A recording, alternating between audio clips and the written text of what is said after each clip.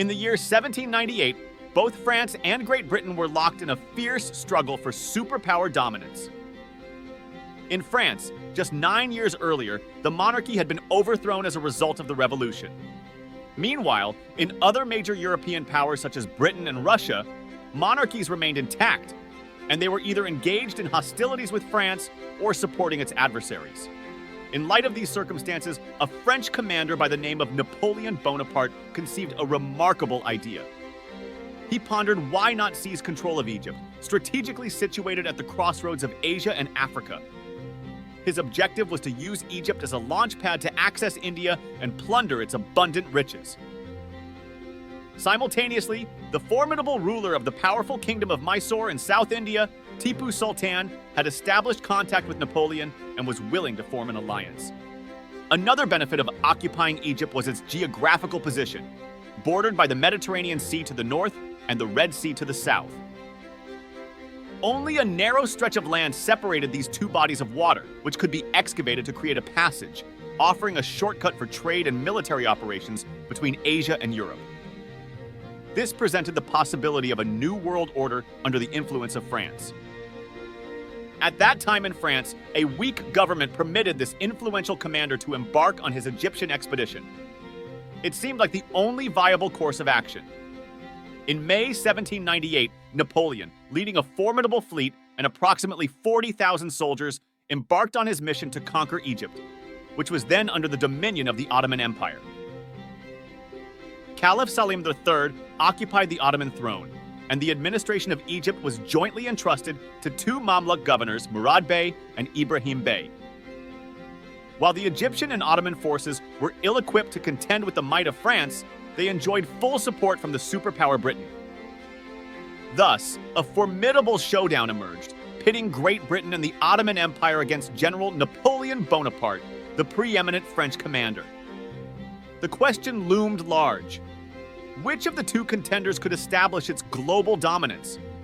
Rumors circulated about Napoleon's possible inclination toward Islam. Was there any truth to these speculations? Before reaching Egypt, Napoleon faced a significant obstacle in the form of Horatio Nelson, Vice Admiral of the British Royal Navy. Nelson and his fleet patrolled the Egyptian coast, attempting to thwart Napoleon's advance. Fortunately for Napoleon, Admiral Nelson failed to locate him, and in July 1798, the French fleet successfully reached the Egyptian port of Alexandria. A modest Mamluk army stood as the last line of defense for the city, but it was swiftly overwhelmed, and the French tricolor was raised above the city's walls. Napoleon's next target was Cairo, the Egyptian capital. He led his forces along the banks of the Nile towards this objective. During the journey from Alexandria to Cairo, the French army pillaged and razed numerous villages, leaving a trail of destruction in its wake. In one village, a grim tally of 900 lives was lost, with women and children meeting a tragic end as their houses were set ablaze. The ruthless actions of the French troops compelled nearby villages to evacuate in fear. News of Napoleon's atrocities further exacerbated the crisis in Cairo, prompting a mass exodus. The city's streets and markets emptied, resembling a ghost town. In Cairo, the Mamluk rulers, Murad Bey and Ibrahim Bey, were present and sought to muster forces for a confrontation with the French invaders. However, the troops they assembled were a disorganized mix. Most of them were untrained peasants armed with rudimentary tools like sticks and sickles. Additionally, there were some tribal horsemen who possessed firearms but lacked the experience to engage a disciplined European army. The situation seemed akin to a battle between an elephant and an ant. Yet, even the ill-equipped Mamluks presented a formidable challenge to the French forces. The first major clash occurred approximately 147 kilometers from Cairo in Shubarkit. Under Murad Bey's command, Mamluk soldiers launched an attack on the French army, but the overwhelming strength of the French quickly repelled this assault. Subsequently, the Mamluks resorted to unconventional tactics, abandoning direct confrontation. The French army, advancing through the scorching July desert, relied on the Nile as its sole source of water along the way. However, Mamluk soldiers patrolled the river in boats, targeting any French soldiers attempting to access the water, forcing them to retreat. This created a severe water shortage for the French, resulting in some soldiers perishing from thirst, while others took their own lives in desperation. Many quenched their thirst with watermelons harvested from nearby fields, but this provided only partial relief. The French forces experienced a growing sense of demoralization. Nonetheless, Napoleon remained steadfast in encouraging his troops, maintaining their orderly progression. On July 21st, the French army reached a point where they caught sight of the distant, towering peaks of the Egyptian pyramids on the horizon. Upon beholding the pyramids on the horizon, Commander Napoleon addressed his soldiers, conveying the weight of history that stretched back over 40 centuries. He impressed upon them that they were not embarking on a conquest of an inconsequential territory, but rather a site of profound historical significance. This was no ordinary place, and he sought to instill this perspective firmly in the minds of his troops. The battlefield presented a divided front, with the defending army of Cairo split into two segments. Under the command of Murad Bey, the first part consisted of a combined force of cavalry, infantry, and artillery. After crossing the Nile and positioning themselves on the western side in a village, they set up cannons at the forefront, with cavalry poised behind, ready for a charge. The Nile flowed behind this contingent, and across from the city of Cairo, there was a second Egyptian force commanded by Ibrahim Bey.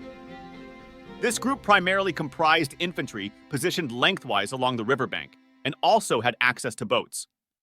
This second army could reinforce Murad Bey's forces when necessary and obstruct enemy attempts to cross the river. The joint forces under Murad Bey and Ibrahim Bey numbered at least 20,000, while Napoleon Bonaparte commanded approximately 25,000 troops. Some of his forces were stationed to protect Alexandria and the already conquered territories. Thus, Napoleon's immediate challenge was to contend with Murad Bey's army, entrenched in the village.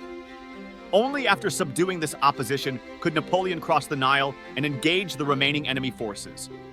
Napoleon strategically deployed his troops in separate box formations, a military tactic known as the square.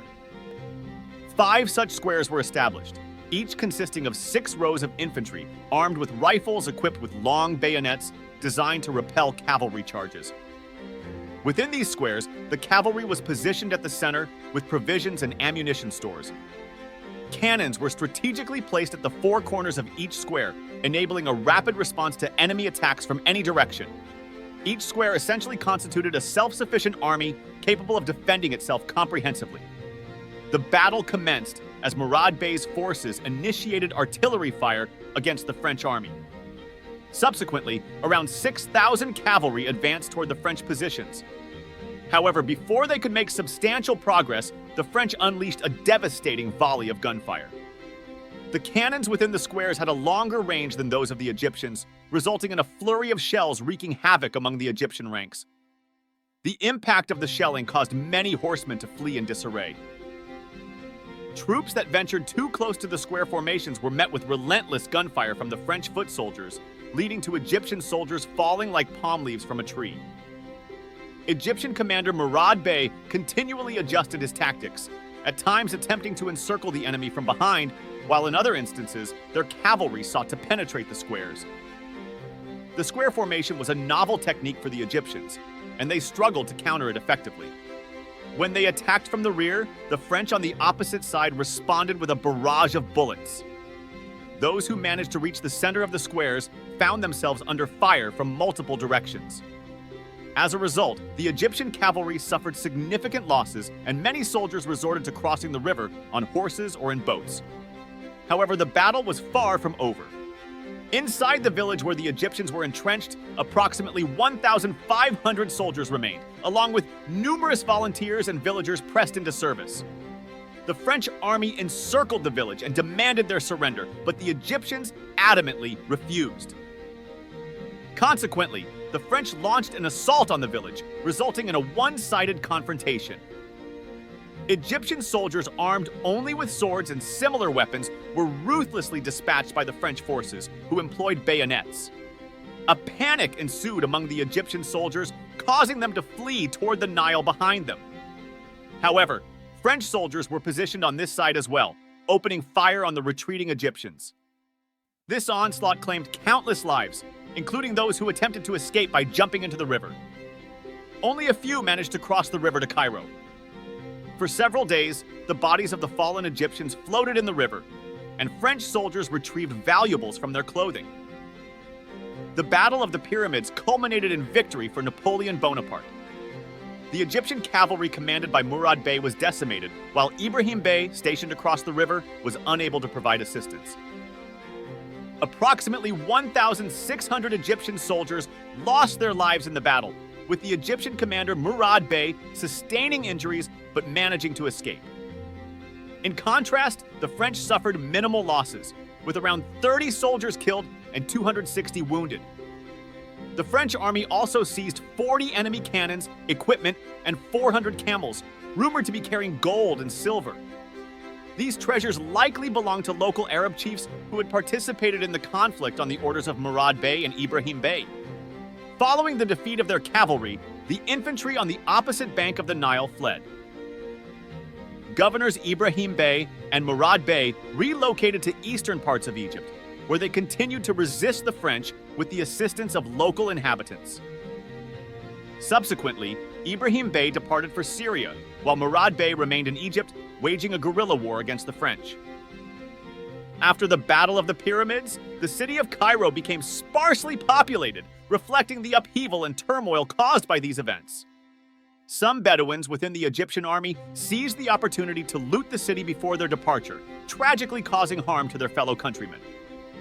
However, on July 27th, Napoleon and his army entered Cairo, bringing about a return to peace and order in the city.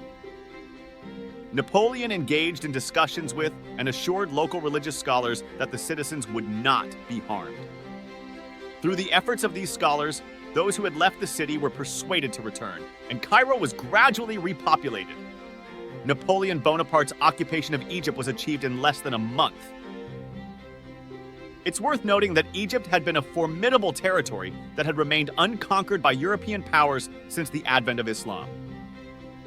Even during the Crusades, Egypt had successfully resisted capture by both Crusaders and Mongols. Napoleon Bonaparte became the first European commander to make history by raising the French flag over Egypt. Nonetheless, this initial occupation was relatively straightforward, as it involved defeating a weak village army. The true test lay ahead. Napoleon was on the brink of facing a formidable adversary, led by a skilled commander and boasting superior weaponry. So who was this formidable opponent? Previously, you were introduced to the British commander, Vice Admiral Nelson.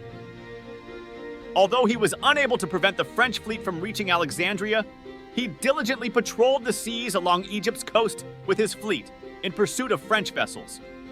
His objective was to disrupt these ships, thereby severing Napoleon's crucial supply line from France. Without this vital supply line, Napoleon's hold on Egypt would become untenable. Admiral Nelson received intelligence that the French fleet Napoleon had brought to Egypt was located in the Gulf of Abu Qir, near the city of Alexandria. Without delay, Nelson advanced his fleet and engaged the enemy on August 1st. He launched a potent attack against the French Navy, which left the enemy with little capacity to resist. This significant naval confrontation is also known as the Battle of the Nile, owing to the fact that the Nile River flows into the sea at the Gulf of Abu Qir. In this battle, the French sustained substantial losses, with at least 10 major and numerous smaller naval vessels falling into British hands. The engagement rendered the French fleet ineffective and successfully cut off Napoleon's supply line. In Britain, a caricature was created to commemorate this victory, depicting the French as crocodiles, bound and vanquished by Admiral Nelson. In sum, although Napoleon maintained his presence in Egypt in words, he found himself effectively besieged within the country due to the loss of his crucial supply line. The siege of Egypt was indeed orchestrated by British commanders, and it placed Napoleon in a precarious situation. He found himself cut off from any assistance from France due to the naval blockade, and the local population in Egypt was increasingly in revolt. Furthermore, the Ottoman Turkish Caliph Selim III declared a jihad against France. To gain the favor of the Muslim population in Egypt, Napoleon Bonaparte went to great lengths. He made public statements in support of Islam, sought the counsel of religious scholars in matters of state, and demonstrated respect for Muslim religious ceremonies at the official level.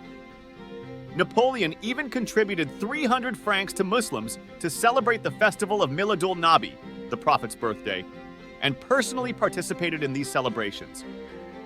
French artillery saluted the Prophet of Islam during these events. Napoleon's efforts were successful in pleasing some Muslims to the extent that they even began to refer to him as Ali Bonaparte. Napoleon did not object to this title and remained silent on the matter. Additionally, he engaged in debates with Muslim scholars about the possibility of his conversion to Islam. The French propagated the notion that Napoleon held Islam in higher regard than the Mamluks, which led some Muslims to believe that he might have converted to Islam. However, according to his private secretary, Louis Antony, who was with him throughout this period, Napoleon's apparent attachment to Islam was primarily for political gain. Napoleon found himself in a precarious position and needed the support of Muslims at all costs. He sought to garner the sympathies of Egyptian Muslims, but Louis Antony wrote that Napoleon's participation in Islamic rituals was more of a spectator role. He never memorized a single verse of the Quran, never set foot in a mosque, and privately made light of his public religious statements.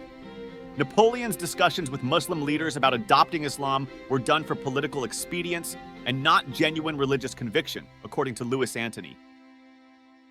Despite his outward displays of attachment to Islam, Napoleon failed to win the hearts and minds of the Egyptian people as he had hoped.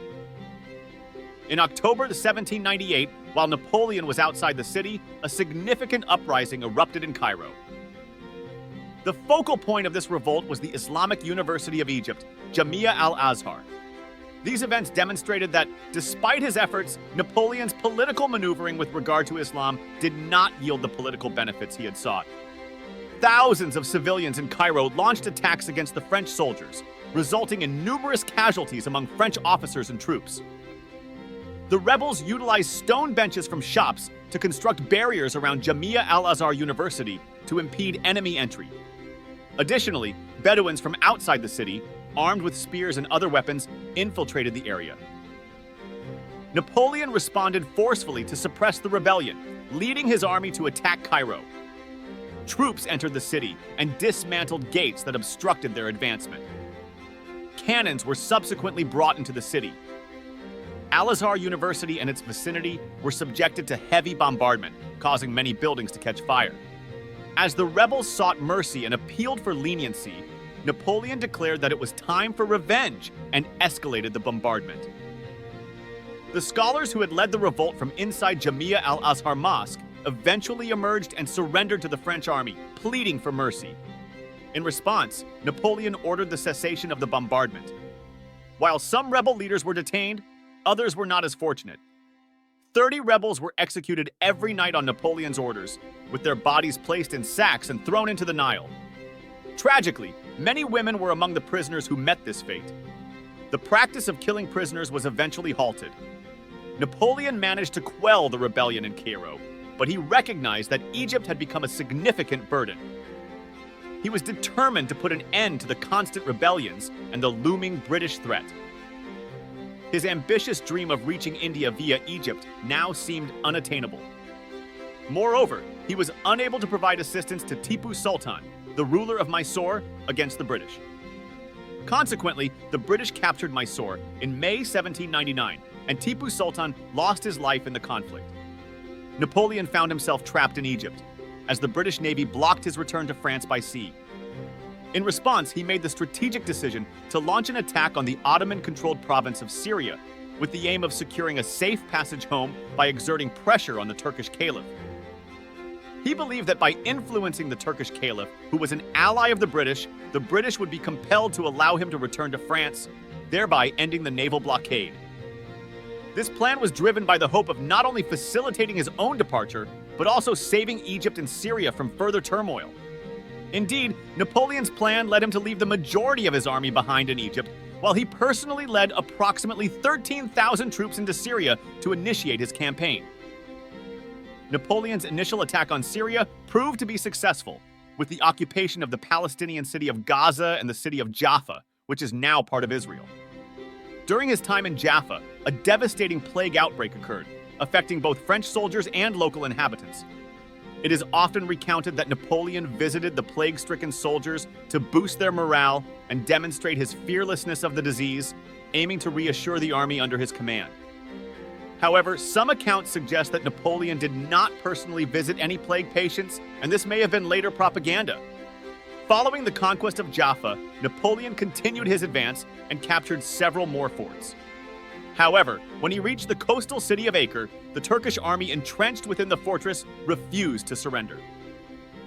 Under the command of Ahmad Pasha al-Jazar, the Turks effectively defended the city against the French forces. Napoleon made multiple attempts to capture Acre, but faced significant challenges.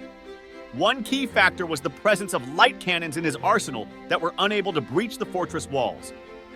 He had transported heavier artillery from Egypt by ship, but these vessels were intercepted by the British Navy en route. British warships also arrived in Acre to aid the Ottomans, with British Admiral William Sidney landing troops and cooperating with Ottoman forces. Additionally, a Frenchman named Philippot, who was reportedly a classmate of Napoleon, was said to have joined the Ottoman army in Acre, contributing to the city's effective defense. After 2 months of unsuccessful siege, Napoleon decided to lift the siege of Acre and return to Egypt. Along the way, he ordered the destruction of buildings to prevent their use by the enemy, with the exception of Gaza. The Syrian campaign resulted in the loss of at least 1,800 French soldiers, with nearly as many wounded. Despite the casualties, Napoleon's primary objective of securing a safe passage through Syria was not achieved. While an agreement was reached with the Turks for the safe return of his army to France, the British did not accept this arrangement. As a result, Napoleon had to travel overland from Syria back to Egypt, where the British fleet continued its blockade. The campaign in Syria ultimately proved to be a failure, as the Ottoman armies swiftly recaptured all the territories they had lost. Moreover, the Ottoman forces were preparing to launch an attack on Egypt with British support. In July 1799, the Ottoman army landed at Abu Qair on the coast of Egypt and seized control of a fort. Napoleon rushed to the scene and successfully recaptured the fort. But this Battle of Abu Qair marked the final victory for Napoleon in Egypt. Recognizing the deteriorating political situation in France, he was eager to return home as soon as possible. Napoleon's ambitions shifted from Egypt to France, where he believed he could seize power and become the ruler of the country.